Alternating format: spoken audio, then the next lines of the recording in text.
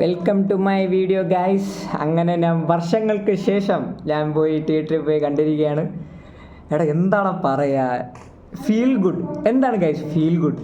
Feel good എന്ന് പറയുമ്പം എൻ്റെ ഒരു അഭിപ്രായത്തിൽ നമ്മളിപ്പം തിയേറ്ററിൽ പോകുമ്പം നമുക്ക് ഒത്തിരി, ചിലർക്ക് സങ്കടം കാണും, ചിലർ സന്തോഷമായിരിക്കും, ചിലർ ടെൻഷൻ ആയിരിക്കും. ബട്ട് നമ്മളൊരു പടം കാണുമ്പം ആ പടം കണ്ട് കഴിയുമ്പം ഡയറക്ടറിൻ്റെ പേരിങ്ങനെ എഴുതി കാണിക്കും. അത് കാണുമ്പം മനസ്സിലൊരു ബ്രോ ഓ വാവ് എന്ന് പറഞ്ഞാൽ ആ ഒരു ഫീലിംഗ് ഇല്ലേ, എനിക്ക് എൻ്റെ ഒരു പോയിന്റ് ഓഫ് വ്യൂ എനിക്ക് അതാണ് ഫീൽ ഗുഡ് എന്ന് പറയുന്നത്. സോ മറ്റുള്ള സിനിമകളെ കമ്പയർ ചെയ്യാണ്ട് I am saying like this movie is perfect.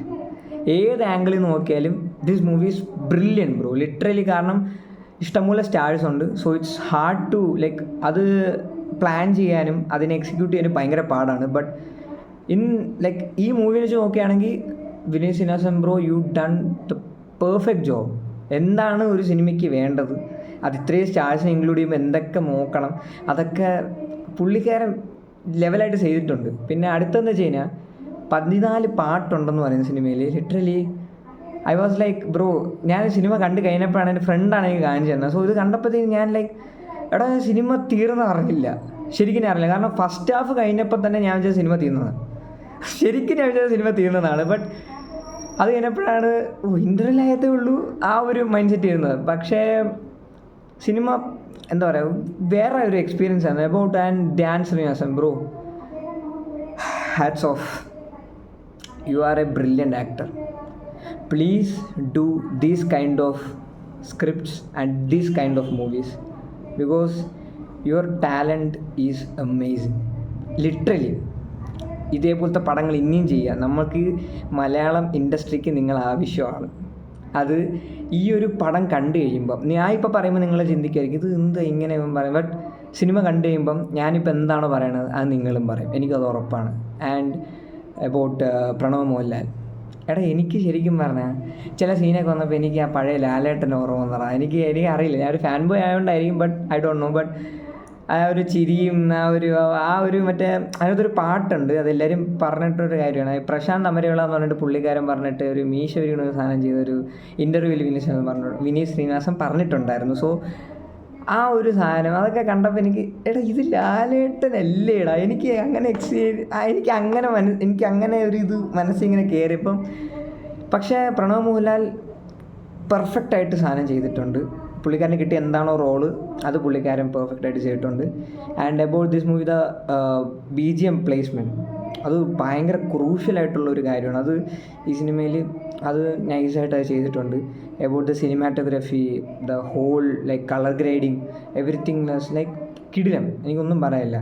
പിന്നെ എന്താ പറയുക, ഒരു ആവശ്യമില്ലാത്തൊരു ലാഗോ അങ്ങനത്തെ കാര്യങ്ങളൊന്നുമില്ല. ഇപ്പോൾ നമ്മളൊരു ഫാമിലിയായിട്ടൊക്കെ പോകുകയാണെങ്കിൽ ചില്ലടിച്ചിരുന്ന് കണ്ട് കുറേ ചിരിക്കാനുണ്ട്, കുറേ നമുക്ക് മെൻ്റലി ഇമോഷണലി ബ്രേക്ക് ഡൗൺ വരുന്ന കുറച്ച് സീൻസ് ഉണ്ട്.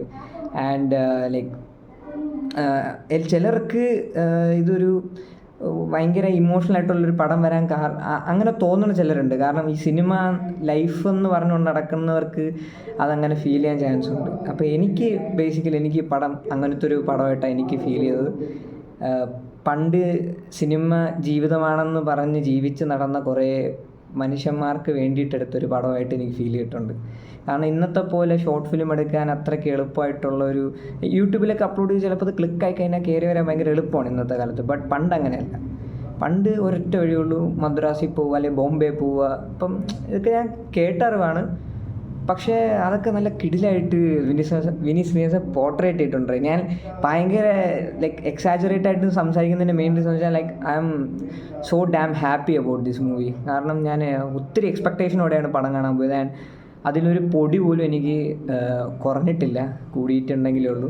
And about Nivin Pauly bro, എന്താണ് നിങ്ങൾ കാണിച്ചത്? ചുമ്മാ ഒരു സൈലൻ്റായിട്ടിരുന്നൊരു തിയേറ്ററായിരുന്നു. നിങ്ങൾ വന്നു കഴിഞ്ഞപ്പോഴത്തേനും പിന്നെ ഡയലോഗ് കേൾക്കാൻ വയ്യ, ഒന്നും കേൾക്കാൻ വയ്യ. പിള്ളേർ വേറെ ലെവൽ, വേറെ വൈബ്.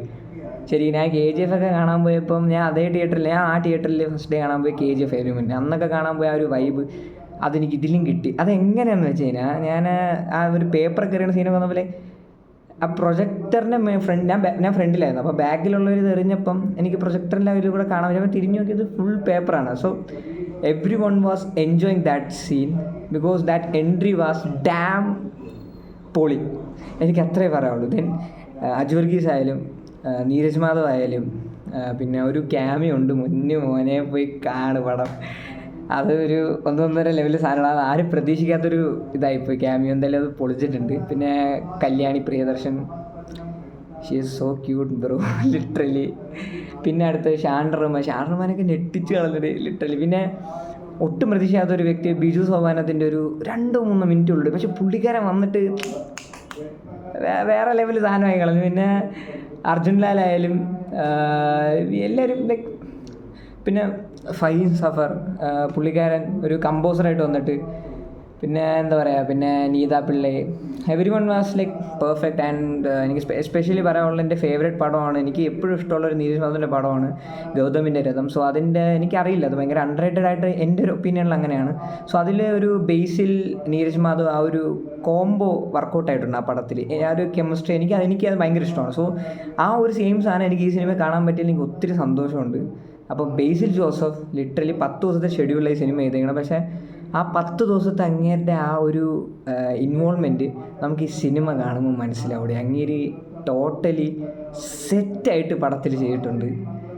അല്ലെങ്കിൽ പുള്ളിക്കാരനൊക്കെ ഇത്രയും ഓൾറൗണ്ടറായിട്ട് നിൽക്കുക എന്ന് പറഞ്ഞാൽ എനിക്ക് ഭയങ്കര ഇൻസ്പിറേഷനാണ്. ലൈക്ക് ഡയറക്ഷനാണ്, ആക്ടിങ് സെറ്റാണ്, ലൈക്ക് എനിക്ക് വേറെ ഒന്നും പറയില്ല. ദെൻ അപ്പോൾ അത്രേ ഉള്ളൂ ഗൈസ്. നിങ്ങൾ എന്തായാലും തിയേറ്ററിൽ പോയി സിനിമ കാണുക. ഇത് OTTക്ക് വേണ്ടി ഒന്ന് പ്ലീസ് ദയവ് ചെയ്ത് വെയിറ്റ് ചെയ്യരുത്. വിഷു ഒക്കെ വരെയാണ്, വീക്കെൻഡ് വരെയാണ്, ഫാമിലി ആയിട്ട് പോയി തിയേറ്ററിൽ പോയി എക്സ്പീരിയൻസ് ചെയ്യേണ്ട ഒരു പടമാണ്. Don't miss it out guys. So please go and watch it on theatres. അപ്പം അടുത്ത റിവ്യൂവിലേക്ക് കാണാം. ഓക്കെ, വീഡിയോ ഇഷ്ടപ്പെട്ടിട്ടുണ്ടെങ്കിൽ ലൈക്ക് ചെയ്തോ, ഷെയർ ചെയ്തോ, സബ്സ്ക്രൈബ് ചെയ്തോ. അപ്പം ബൈ ബൈ.